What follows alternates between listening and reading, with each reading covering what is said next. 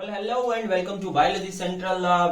Mineral nutrition को खत्म करते हुए हम आ चुके हैं फोटोसिंथेसिस पे। और फोटोसिंथेसिस जो है काफी एक डिटेल्ड चैप्टर है और आपको पता है कि बॉटनी में से एटलीस्ट 60 मार्क्स टू 70 मार्क्स का जो नीट है वो कवर होता है। तो रेस्पिरेशन और ये फोटोसिंथेसिस में से बहुत सारे क्वेश्चंस निकल के आते हैं क्योंकि इसमें इतने ज्यादा पाथवेज दिए हुए हैं और साइंटिस्ट के एग्जाम्पल्स हैं। तो हम देखते हैं, चलिए फोटोसिंथेसिस की कुछ इंट्रोडक्शन। फोटोसिंथेसिस में प्रीवियस क्लासेस में हमने क्या पढ़ा था और उसके बाद आएगी हिस्ट्री। तो अभी इस पर्टिकुलर वीडियो में मैं हिस्ट्री और उससे रिलेटेड जितने भी एक्सपेरिमेंट्स थे वो कवर कर रहा हूं।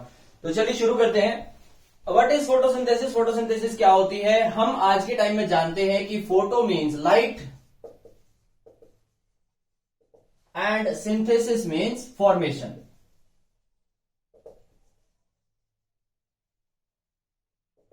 यानी there is something which is being formed by using sunlight. अब वो विच इज यानी वो क्या चीज है, तो यहां पर आएगी CO2 प्लस H2O। सनलाइट की प्रेजेंस में इससे बनता है C6 यानी 6 कार्बन 12 हाइड्रोजन और 6 ऑक्सीजन के साथ मिलाकर एक किसका मॉलिक्यूल? ग्लूकोज। और इससे रिलीज होती है ऑक्सीजन। हमें प्लांट से अब ये किस तरह का न्यूट्रिशन है? सनलाइट को यूज किया जा रहा है, यानी सनलाइट को यूज करने से रेडिएशन एनर्जी क्या हो रही है? हार्वेस्ट हो रही है। रेडिएशन एनर्जी हार्वेस्ट होती है। पहली इंपॉर्टेंस ऑफ सनलाइट में क्या आएगा? Radiation energy.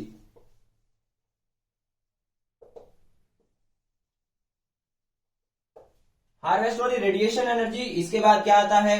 बायोमास। यानी ये एक एनाबॉलिक प्रोसेस है ऐसा जिसमें रेडिएशन एनर्जी को और इन इनऑर्गेनिक चीजों को यूज करके क्या बनाया जा रहा है? एक organic complex molecule, anabolic. This is an anabolic process.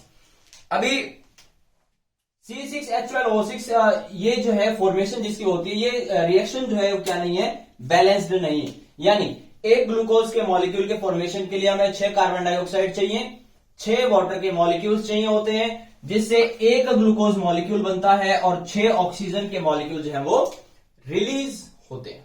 ठीक है, तो ये है इसकी बैलेंस्ड रिएक्शन। और इसके बाद प्राइमरी, या मैं ये कहूं कि जो भी ऑर्गेनिज्म फोटोसिंथेसिस कर सकते हैं, यानी जो अपना फूड खुद बना सकते हैं। अब उसमें फोटोसिंथेसिस भी आता है, उसमें कीमोसिंथेसिस भी आता है। जो फोटोसिंथेसिस है उसे हम बोलते हैं ऑटोट्रॉफिक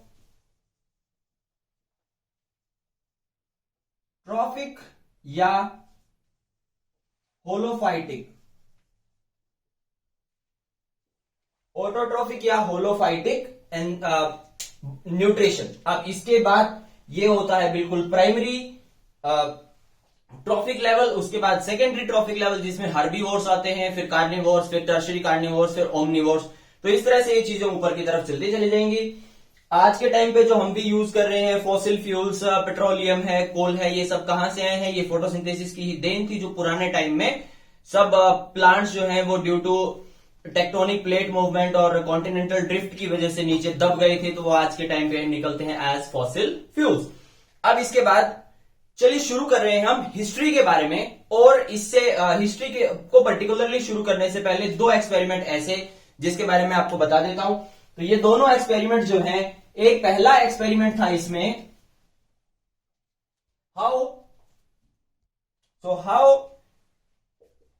CO2 इज रिक्वायर्ड। तो CO2 की जरूरत कब है? वाटर की जरूरत कब है? कि मतलब जरूरत है या नहीं। To prove whether CO2, water, sunlight is required और नॉट, और वेदर ऑक्सीजन इज रिलीज्ड और नॉट। तो ये 4 चीजें जो हैं हम इसमें पर्टिकुलरली पढ़ेंगे।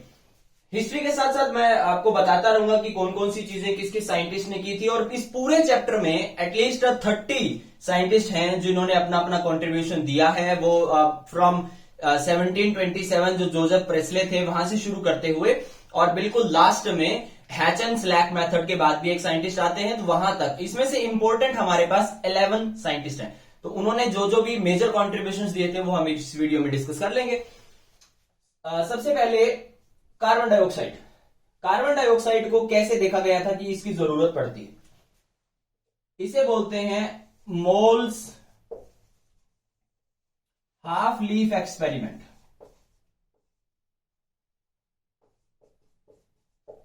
मोल्स हाफ लीफ एक्सपेरिमेंट में क्या होता है, एक बीकर लिया और उस बीकर के अंदर एक ऐसी पत्ती, मतलब एक पत्ती डाली है जो अभी भी प्लांट से जुड़ी हुई है। तो हमने इसके अंदर एक पत्ती रख दी,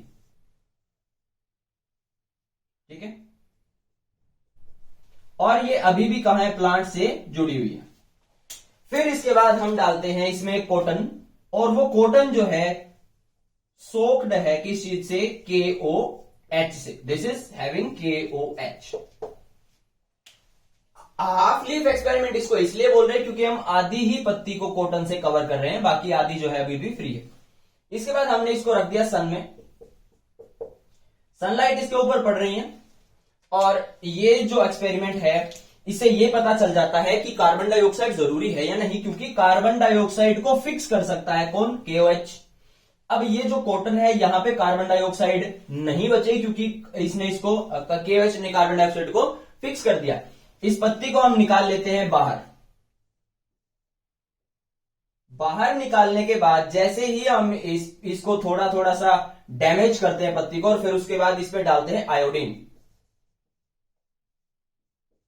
आयोडीन जब हम पोर करेंगे तो जितनी पत्ती KOH के अंदर थी वो हमें कलर प्रोवाइड नहीं करती। वो कैसा कलर प्रोवाइड करती है, येलोइश, यानी जो आयोडीन का कलर होता है, ब्राउनिश कलर, वही रह जाता है।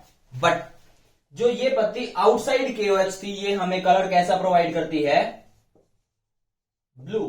And blue colour is always the representative of starch, जिसका मतलब है कि कार्बन डाइऑक्साइड की एब्सेंस में स्टार्च फॉर्मेशन नहीं हो रही, और कार्बन डाइऑक्साइड की प्रेजेंस में ये स्टार्च फॉर्मेशन हो रही है। अब देखते हैं लाइट। और लाइट के लिए क्या किया गया था, एक एक्सपेरिमेंट जो लाइट क्यूब को, सनलाइट को यानी प्रूव करने के लिए, एक प्लांट को हमने लैब कंडीशंस में रखा, और उसकी कुछ पत्तियों के ऊपर, यानी मैं एक ही पत्ती बना रहा हूं यहां पे, यहां हमने क्या किया, इनको कवर कर दिया। कवर कर दिया किस चीज से, एक ब्लैक कलर की पेपर स्ट्रिप से। जैसे ही हम ब्लैक कलर की पेपर स्ट्रिप से इसको कवर करते हैं, this will not receiving any sunlight. अच्छा, उससे पहले इस प्लांट की जिस पत्ती को हम कवर करने वाले थे उसे हमने डी-स्टार्च कर दिया, ठीक है, एक प्रोसेस होता है डी-स्टार्चिंग का। तो यहां से हमने सारा जो ऑलरेडी प्रेजेंट स्टार्च था उसको रिमूव कर दिया। इसके बाद इन पत्तियों को क्या किया, कवर कर दिया गया है, और कुछ पत्तियां ऐसी जिनको हमने कवर नहीं किया। अब सेम कंडीशन, इनको फिर से आयोडीन का अगर हम ट्रीटमेंट देंगे तो जो कवर नहीं की गई है वहां पे स्टार्च फॉर्मेशन नहीं दिखती, यानी कलर जो है वो नहीं आता। कौन सा कलर, ब्लू कलर। और यहां पे अगर आयोडीन का ट्रीटमेंट दिया जाता है तो यहां पे कलर कैसा मिलता है, ब्लू कलर मिलता है। तो इससे पता चलता है कि सनलाइट और कार्बन डाइऑक्साइड जरूरी हैं। अब कुछ साइंटिस्ट ऐसे थे जिन्होंने ये बोला था कि plants are responsible for purifying the air. अब से शुरू होता है हिस्ट्री, और हिस्ट्री में बिल्कुल पहले जो साइंटिस्ट थे उनका नाम है जोसेफ प्रेस्ले, और जोसेफ प्रेस्ले ने 1927 में शुरू किया था फॉर्मेशन एक्सपेरिमेंट्स। और एक्सपेरिमेंट्स में किस तरह से ये चीजें चलती रहेंगी वो हम देख लेते हैं, year by year, scientist by scientist and process by process. तो एक कॉपी अपने पास उठा लो फटाफट से और लिखते चले जाना बिल्कुल साथ साथ। सबसे पहले आए जोसेफ प्रेस्ले इन 1727। इन्होंने एक एक्सपेरिमेंट कैरी आउट किया जिसमें एक बेल जार लिया। बेल जार होता है इस तरीके की शेप का एक जार, उसके अंदर इसने 3 तरीके की चीजें डाल दी। अब ये ग्लास का बना हुआ है, यानी इसके अंदर लाइट बहुत आराम से पेनिट्रेट कर सकती है। तो यहां पे रखा गया था एक पौधा, एक कैंडल और एक चूहा। अब पता नहीं ठीक से बनेंगे नहीं, बट लग रहा है शायद ये चूहे जैसा ही, ठीक है, अब बन गया। और एक रखा गया यहां पे प्लांट।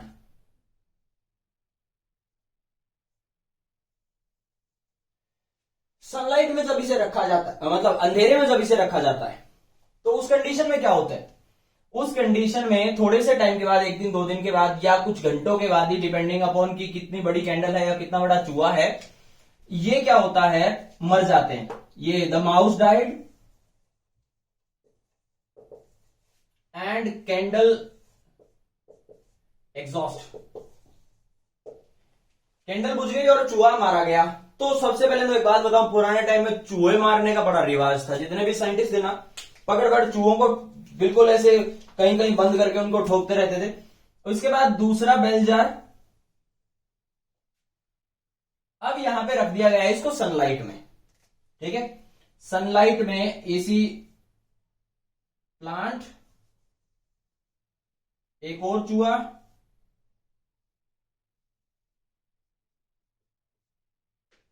और एक रख दी यहां पे कैंडल। जब भी सनलाइट इसके ऊपर पड़ती है, इसकी बर्निंग की वजह से जो कार्बन डाइऑक्साइड रिलीज हो रही है और इसकी रेस्पायरेशन की वजह से जो कार्बन डाइऑक्साइड रिलीज हो रही है, उसको एब्जॉर्ब करता है प्लांट, और इसको जलने के लिए और इसको सांस लेने के लिए प्रोवाइड क्या कर देता है, ऑक्सीजन। तो जब इन दोनों को कंपेयर किया गया, there was a very much longer time जब तक कैंडल पे कोई असर नहीं हुआ और चूहे पे भी कोई असर नहीं हुआ। Hence it was proved that sunlight is important and in presence of sunlight only the plant can purify the air. Second आते हैं इसमें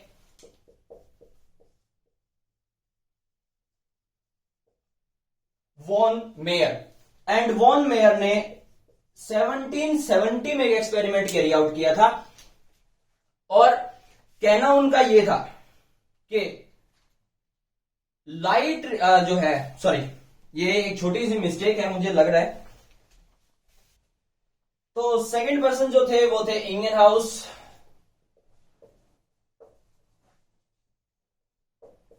छोटी सी मिस्टेक थी, वॉन मेयर और इंगेनहाउस के बीच में कंफ्यूजन था। तो ये जो इंगेनहाउस है, इन्होंने एक्सपेरिमेंट कैरी आउट किया था 1770 में, और ये एक्सपेरिमेंट था इस बात को प्रूव करने के लिए कि जो भी चीज है, यानी जो भी ये फोटोसिंथेसिस का प्रोसेस जहां भी हो रहा है, वो सिर्फ और सिर्फ लीव्स होती हैं और वो O2 प्रोड्यूस करती हैं। तो वो एक्सपेरिमेंट कैसे कैरी आउट किया गया था, ये कैरी आउट किया गया था एक एक्वाटिक सिस्टम में, जहां पर एल्गी को ग्रो करवाया गया, नहीं प्लांट्स को ग्रो करवाया गया, ठीक है। और यहां पे जो प्लांट की पत्तियां थी, ये थे सरफेस प्लांट्स, ठीक है। और यहां पे जो पत्तियां प्रेजेंट है सरफेस पे, ये सरफेस लीव्स जो हैं वो प्रोड्यूस करती हैं कार्बन डाइऑक्साइड। अब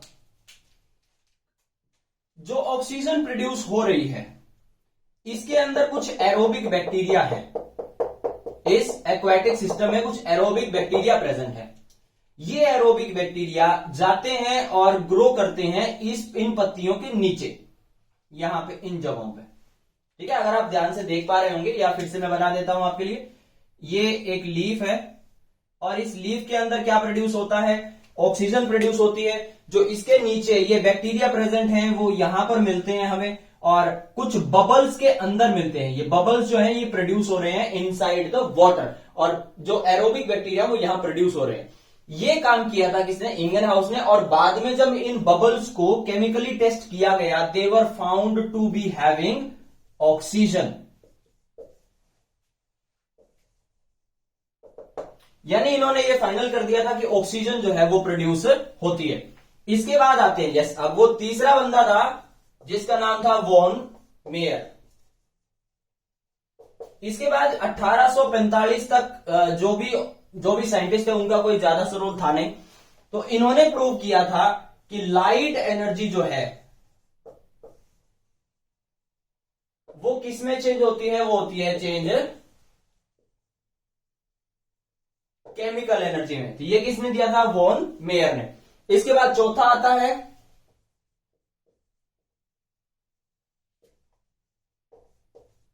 एंगलमैन, और एंगलमैन ने 1882 यहां पे दिया था वेवलेंथ।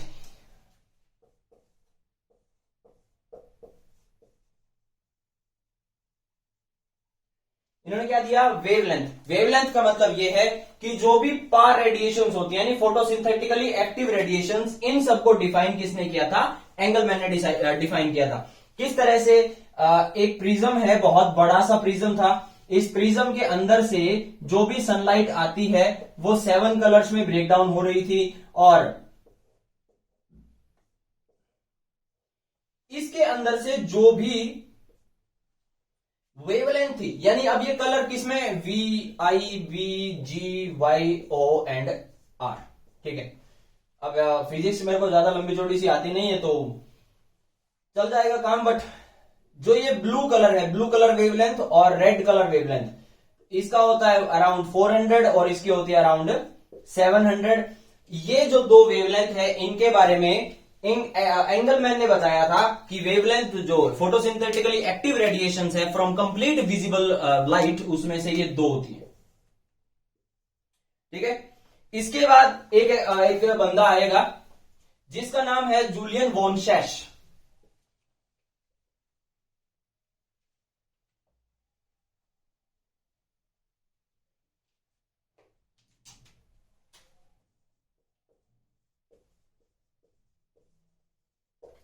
और सैश ने अपना काम किया था 1862 में, तो उसने ये बताया था कि जो भी प्रोड्यूस्ड मटेरियल होता है किसी भी प्लांट के अंदर, वो हमेशा क्या होता है, carbohydrate, and the form in which it is reserved is starch.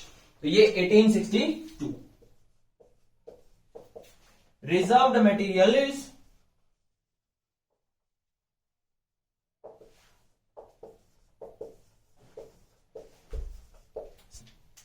ठीक है, तो यह रिजर्व्ड मटेरियल इज स्टार्च। इसके बाद सेम एंगलमैन के बाद जो अगला बंदा है, जो छठे नंबर पे हम पढ़ रहे हैं, बट ये 11वें 12वें नंबर पे था, इसका नाम था von Niel. Niel was working in 1931। कब काम कर रहा था, 1931 में। और 31 में काम करते हुए देखिए, अब फोटोसिंथेसिस के लिए कार्बन डाइऑक्साइड और वाटर दोनों चीजें जरूरी हैं, बट कार्बन डाइऑक्साइड में से और वाटर में से हाइड्रोजन ग्लूकोज के अंदर हाइड्रोजन कौन डोनेट करता है और ग्लूकोज के अंदर ऑक्सीजन कौन डोनेट करता है, इस चीज के ऊपर एक बहुत बड़ी बहस छिड़ी हुई थी, ठीक है। इस बहस के आंसर्स को क्लैरिफाई करने के लिए और एक फाइनल जो फॉर्म है वो प्रोवाइड करने के लिए वॉन नियल ने 1931 में इस चीज को प्रूव किया था that H2O is the hydrogen donor. ये क्या होता है,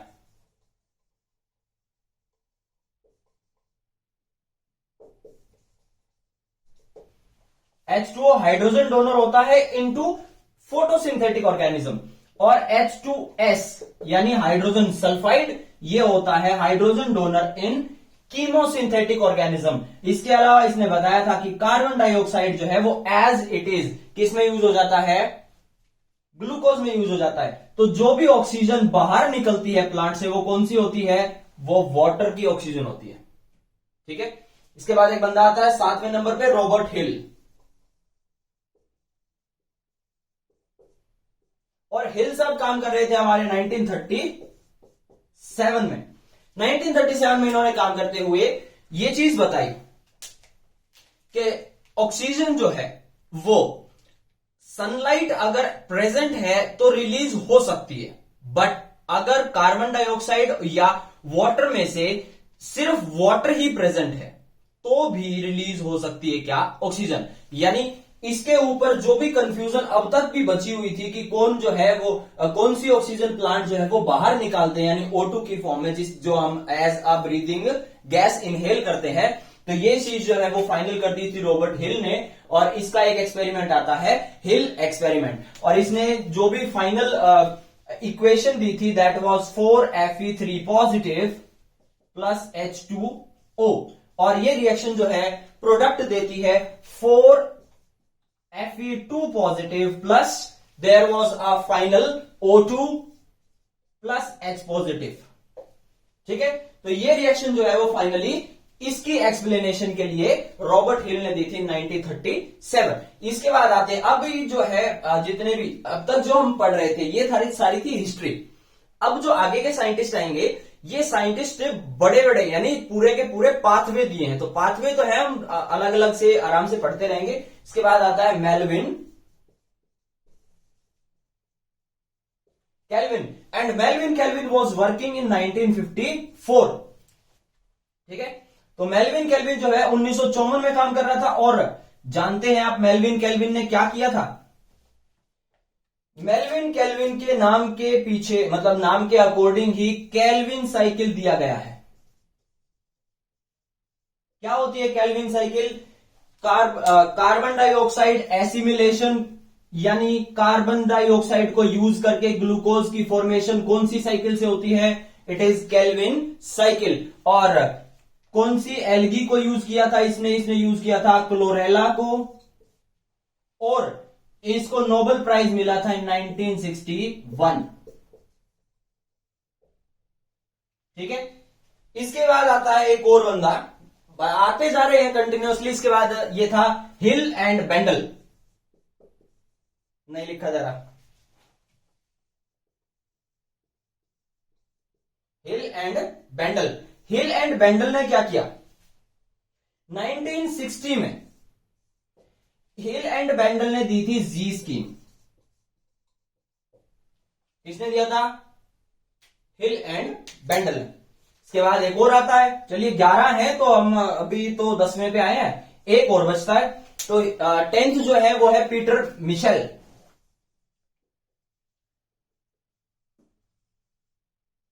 पीटर मिशेल ने काम किया था 1961 में, और इसने दिया था केमियोस्मोटिक हाइपोथेसिस। और last but not the least it was hatch and slack. दो बंदे थे, हैच एंड स्लैक। 1966 में काम करते हुए इन्होंने फाइनली दिया था C4 साइकिल। It was केमियोस्मोटिक